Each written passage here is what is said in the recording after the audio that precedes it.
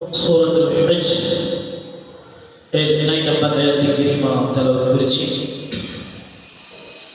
আল্লাহ জাল্লা শানুহু পবিত্র কালামে মাজিদের মধ্যে ইরশাদ করতেছেন, ইন্না নাহনু নাযালনা যিকরা ওয়া ইন্না লাহু লাহাফিজুন।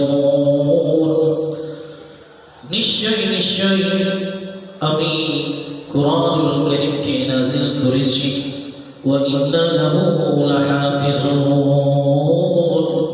এবং সেই কালামে মাজিদ, যে কালামে পাক দুনিয়া জমিনের মধ্যে আমার দয়াল নবীর উপরে আমি নাযিল করেছি, সেই কোরআনে পাকের হেফাজত আমি আল্লাহ পাক রব্বুল আলামিন নিজেই করব। সুবহানাল্লাহ।